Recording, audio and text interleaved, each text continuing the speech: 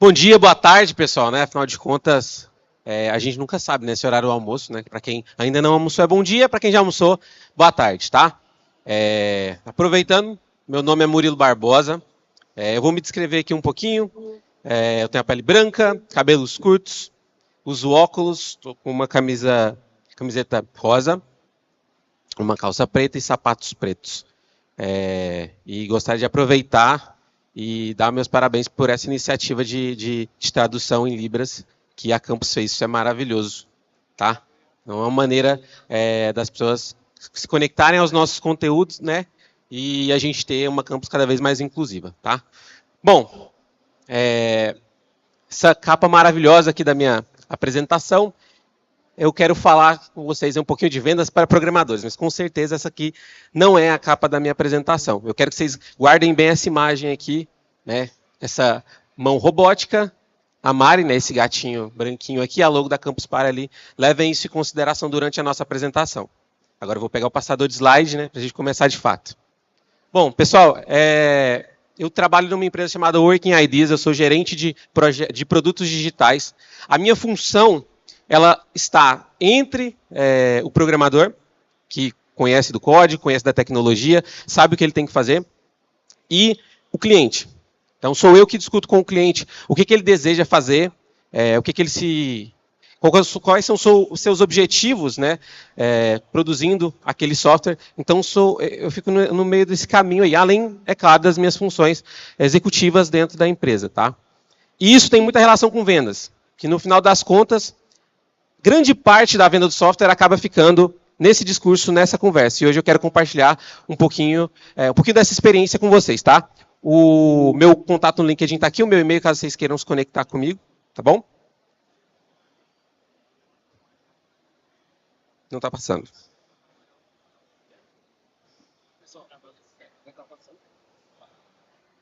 Beleza. Quando a gente fala de vendas, a gente tem um grande vespeiro aí, porque isso se mistura muito com algumas técnicas, com alguns coaches.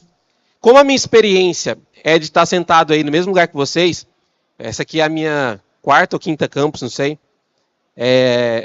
Eu vou tentar falar para vocês como é que isso se desenvolveu, tá? Eu, por formação, sou engenheiro de computação. Montei uma empresa há 10 anos atrás, 11 anos atrás. E coube a mim a árdua tarefa de vender. E eu era um cara que gostava de ficar na frente do computador, produzir coisas, não tinha nenhuma habilidade de vender. Então isso se desenvolveu ao longo do tempo, única e exclusivamente baseado na minha necessidade, que era de ganhar algum dinheiro, né? Produzindo software, tá? Hoje nós somos 3 sócios, temos 12 desenvolvedores e ela funciona 100% remoto. Então a maioria das minhas reuniões também são remotas. E eu quero falar um pouquinho com vocês hoje, muito menos sobre técnicas de venda e muito mais sobre coisas que envolvem a área de software e a expectativa do seu cliente, que eu acho que é isso que vai fazer com que a venda de fato aconteça. Tá, o que funciona e o que não funciona? Eu vou trazer 3 itens para vocês que funcionam. Esses eu testei, esses eu assisti no YouTube, esses eu coloquei em prática, esses funcionam. E qual que é o ponto que eu quero trazer aqui? Tem um monte de hack, tem um monte de maneira de colocar essa questão de vendas como sendo uma receita. E na verdade ela não é. Eu vou trazer 3 coisas que funcionaram para mim e eu quero que vocês somem isso às experiências que vocês já têm, com as coisas que vocês assistem por aí e tirem as próprias conclusões.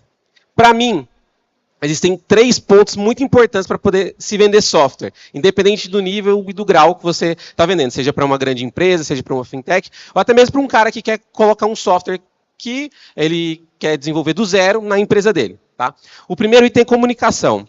Impreterivelmente, a comunicação ela é necessária para que você faça uma venda. Então, você precisa falar de uma maneira segura, às vezes de uma maneira mais lenta, às vezes de uma maneira mais rápida. Você precisa se desenvolver em relação a isso. Algumas pessoas consideram que isso esteja vinculado a técnicas, outras consideram que isso é simplesmente uma questão psicológica para que você possa se soltar. Vai de você interpretar como isso deve acontecer, mas é muito importante que você não tenha nenhuma trava, você consiga se comunicar, consiga conversar. Primeiro ponto está aí. Segundo, as técnicas de PNL, as técnicas de vendas, elas funcionam? Sim. Então, se eu falar para vocês que sentar numa cadeira de frente ao meu cliente, por exemplo, e tentar imitar a linguagem corporal dele vai trazer ele mais para próximo de mim? Sim, isso é uma verdade. Ele vai se sentir mais à vontade comigo. Se eu evitar falar a palavra não várias vezes, ou falar a palavra mas durante o meu discurso de venda, ele, em teoria, vai se aproximar de mim ali em relação a considerar que eu sou uma boa pessoa, posso estar perto dele? Sim. O problema é que, na prática, não é bem assim. Você não vai lembrar disso. Então, o que vai acontecer? Olhe essas técnicas, passe por elas e, aos poucos, vá agregando isso à maneira como você trabalha, assim como qualquer outra ferramenta. Mas não tente fazer um livrinho com todas elas e trazer para uma negociação, porque isso vai dar muito ruim. Por último, transparência, que é o que eu acho o ponto primordial. O vendedor, normalmente, é colocado como alguém que consegue vender areia no deserto. E a última coisa que vocês vão fazer é isso. Se o cara não precisa de areia, porque ele está no deserto, não vendam isso. Sejam transparentes. Parte do processo de vender software, eu vou trazer daqui a pouco alguns exemplos, está na sinceridade mesmo. Falar, cara, você não precisa disso. Você precisa de outra coisa, mas não disso.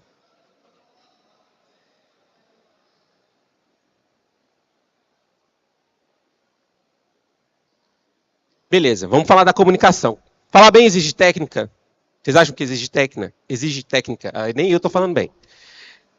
Por exemplo, o tiozão que bebe no final de semana lá na casa do sobrinho dele e tudo mais, fala bem para a família. Ele tem técnica para falar?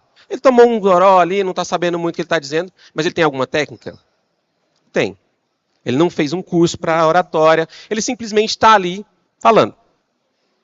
Então, nesse ponto aqui, como eu citei anteriormente, quando você coloca aí o fato de ser sincero, eu costumo dizer que nas minhas reuniões eu simplesmente sento e ouço. Eu vou colocar isso também para vocês. E aqui, levem em consideração que se vocês têm dificuldade de se comunicar, tentem identificar a razão disso e tratar. Se for uma técnica, beleza. Se for algo psicológico, vocês não gostam de subir em cima do palco, beleza também. Eu também tinha essa mesma vergonha. Só que no meu caso, eu fui atendendo, passando vergonha, porque eu passei muita vergonha. E aí até que chegou num momento que, não, acho que agora está tranquilo. Acho que agora eu consigo levar o raciocínio à frente. E esse raciocínio tem muito a ver com saber o que eu vou dizer para o meu cliente, entender o que ele precisa e, principalmente, ter conhecimento técnico, que é o que você já tem. As técnicas de vendas, elas são necessárias? Nem sempre. Eu comentei com vocês, tenham elas como um artefato para usar numa venda, mas não levem isso ao pé da letra. Vocês não precisam carregar um caderninho e ficar executando ela o tempo todo. As pessoas são humanas, vamos tratar elas dessa forma, com emoção, entender que elas têm problemas e que a gente está lá para resolver.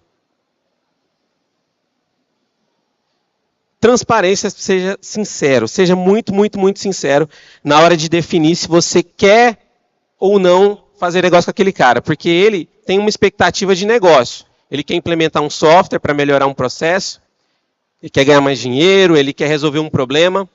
Se em algum momento você detectar que a solução dele não é aquilo que você é capaz de oferecer, seja um cara sincero, traga um parceiro, faça negócios imaginando que eles podem acontecer agora ou acontecer a qualquer momento. Não necessariamente o que você faz vai atendê-lo, beleza, bola para frente. O importante é que, lá na frente vocês vão ver isso. Quando a gente vende software, a gente vende muito menos software e muito mais agente. Tá? Eu coloquei a transparência, mas acho que nem todo mundo vai pegar essa piada, até porque ela ficou meio sem graça depois. Bom, vamos falar de vendas. Vendas. Vendas, tá?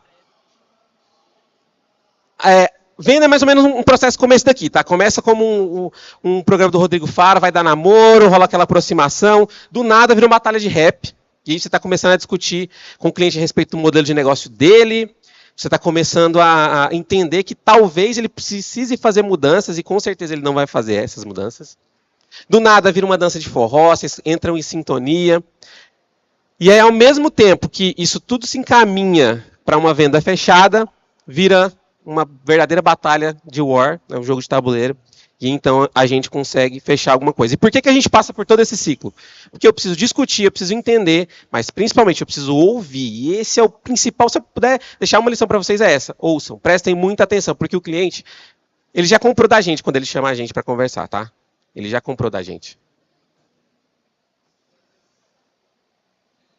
Bom, eu falei tantas vezes, né, a respeito dessa questão de ouvir. Então, como vender melhor? Para mim, sem dúvida nenhuma, vender melhor software é saber ouvir. Tá? Porque com aquilo que você ouve, com os problemas que você vê que o seu cliente sente, com as dificuldades que ele tem dentro da empresa dele, que a gente vai falar um pouquinho de cultura daqui a pouquinho, o software, ele vai melhorar um processo que já existe, beleza? Essa parte a gente consegue fazer, o nosso conhecimento técnico permite isso. Mas essa interpretação do que de fato eu preciso fazer é que é fundamental. É por isso que a gente precisa saber ouvir. Vou trazer uns exemplos práticos daqui a pouco.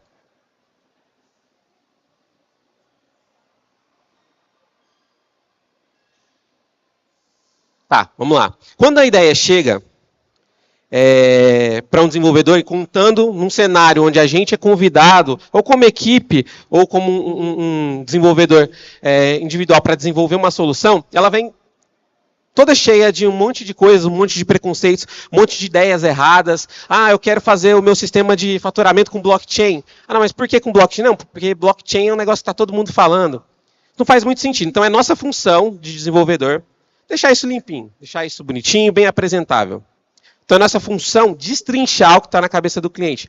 Ah, eu preciso fazer um organograma, eu preciso fazer algum tipo de gráfico com ele, isso vai ser o critério. Você precisa, através da conversa, através da discussão, destrinchar aquilo que hoje ele considera que é simples para resolver com a tecnologia. De fato é, mas tem uma série de coisas que precisa ser levado em consideração. O processo é muito importante.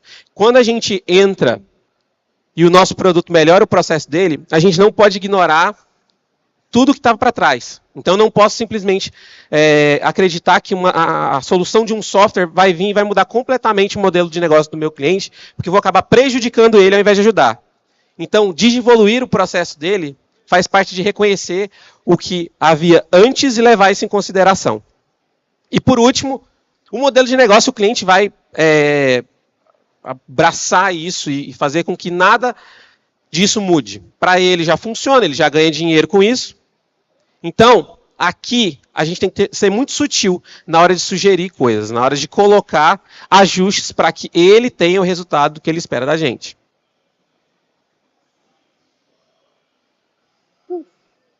Bom, então vamos lá. Quem domina? O modelo de negócio é o cliente. Quem cria a solução somos nós, os devs. Qual o canal que a gente usa para isso?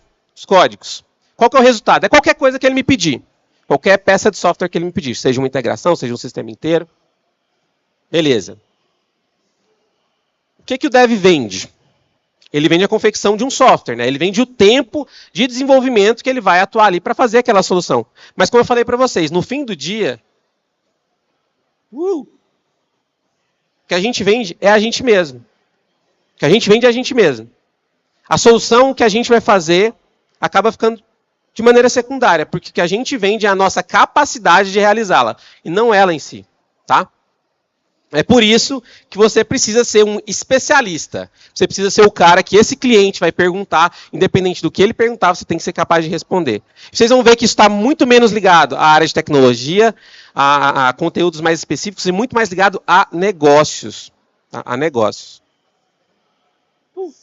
Passou muito. E quando o cliente não quer que você seja um especialista, funciona? Aí é um ponto. Se o cliente vira para você e fala, cara, eu não quero que você dê pitaco no meu modelo de negócio, no que eu pretendo desenvolver, eu quero que você faça. Funciona? Tem um ponto aqui que é o seguinte. Quando a gente resolve desenvolver uma solução que o cliente falou, eu quero que você faça exatamente desse jeito, a responsabilidade do sucesso dela vai acabar mais cedo ou mais tarde caindo nas nossas costas. Então, se não der certo, a culpa é do dev.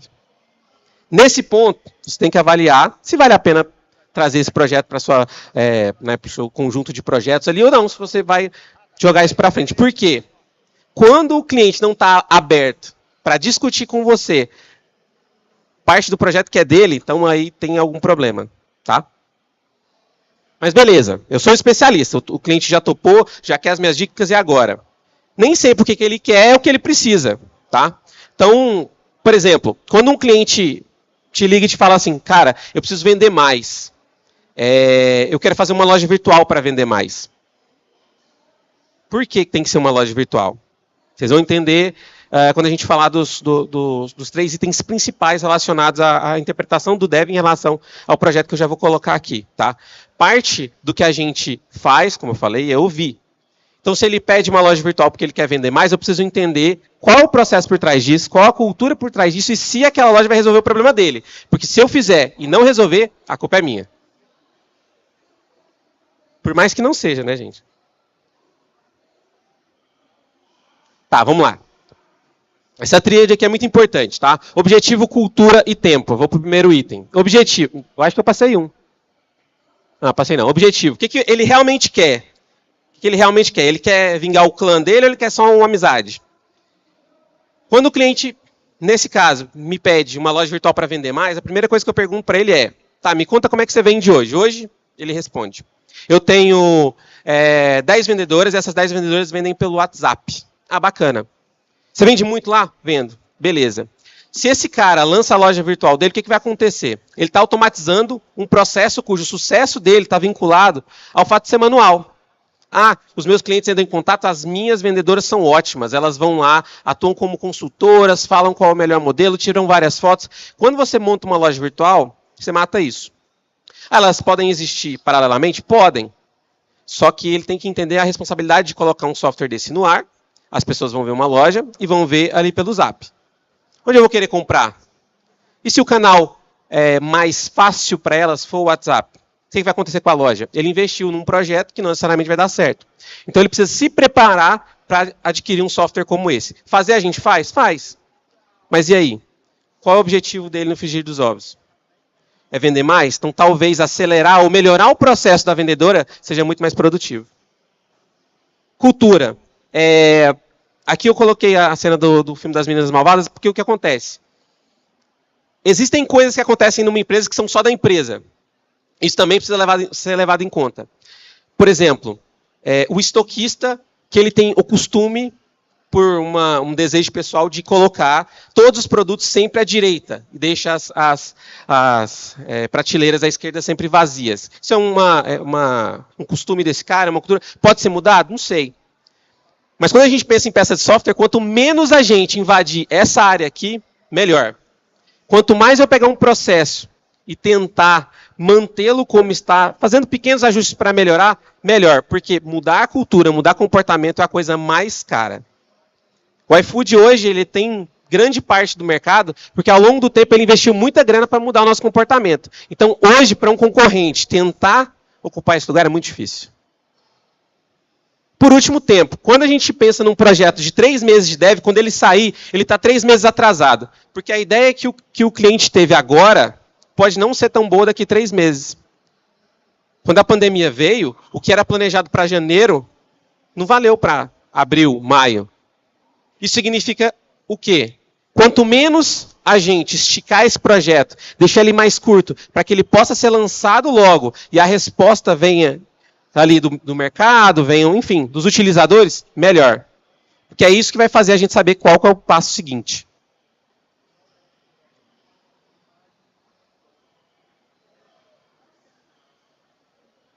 Aqui. Então, em resumo, entender o porquê que a gente é necessário na empresa, entender realmente o que precisa ser feito, entender o que desculpa que eu li errado. Entender realmente como precisa ser feito, desculpa, entender o que precisa ser feito, dividir para conquistar, estabelecer preço e vender. Rev, muito fácil. Você falou desses 4 itens aqui, mas isso aqui é o que pega. Se você fizer os 4 itens direitinho, aqui está tranquilo. Sabe por quê? Porque aqui a gente vai chegar numa seara do seguinte. O negócio é bom para os dois. Se o cliente não está disposto a pagar a quantidade de horas que você está disposto a cobrar, o que acontece? Você topa dar o desconto ou você não faz. Ponto. Você tem 2 opções. Lembra da transparência? Que foi o item que eu falei a respeito da gente ser sincero. O meu primeiro slide é uma bosta. Vocês concordam comigo? Qual que é a questão? Numa venda, quando você vai para vender, é muito mais importante que você seja coeso. Isso significa que você precisa estar bem vestido. Se você estiver fazendo uma reunião remota, a sua cama não pode estar arrumada. Não é uma questão de ser bonito ou feio, é uma questão de ser coeso. É uma questão de não permitir que coisas do ambiente ou até comportamentos meus afetem a qualidade da negociação. Tá? Porque se você estiver numa chamada de vídeo e ao fundo alguém estiver com a cama abarrotada, aquilo lá vai incomodar, querendo ou não. Por último, pessoal, o meu bônus stage aqui. São 3 coisas que eu curto pra caramba falar. Dupla proposta, desconto, precificação. Dupla proposta. Sempre que eu apresento para um cliente um projeto, eu apresento aquilo que ele me pediu e aquilo que eu acho que ele precisa. E eu vendo para ele o seguinte: o que você me pediu, eu avaliei da mesma forma que você me passou, que era uma loja virtual. X valor. Agora, o que a gente conversou, discutiu junto, o que a gente desenhou junto, aquilo que a gente destrinchou cada um dos itens, é esse valor aqui, que normalmente é menor do que a primeira proposta. Ele vai ter 2 opções, fazer ou não fazer.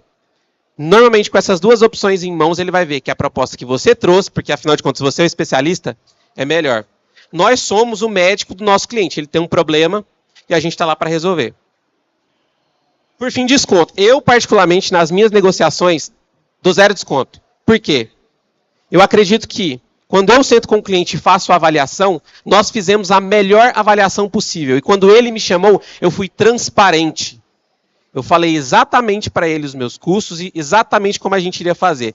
Qualquer abertura para desconto seria criar uma rachadura nessa confiança que já foi estabelecida. Mas tenham isso como um exemplo. Adaptem isso à realidade de vocês. E por último, precificação. Para quem tem dúvidas sobre como precificar, tem maneiras simples e maneiras complexas. A área de software tem vários métodos para isso, mas se você tem dúvida, lembre sempre do seguinte: quando você quer ganhar e divide pela quantidade de horas que você trabalha no mês, estabelece a quantidade de horas em cada um dos projetos e pronto. Tá? Esse ponto eu deixo muito aberto, que cada um de vocês vai fazer a avaliação de si, sabe de tudo que traçou para chegar até esse momento, então fiquem à vontade. Eu coloquei aqui só como um item ilustrativo mesmo. E é isso, pessoal, o que eu tinha para trazer para vocês. Se tiverem algumas perguntas, podem me mandar. Muito obrigado.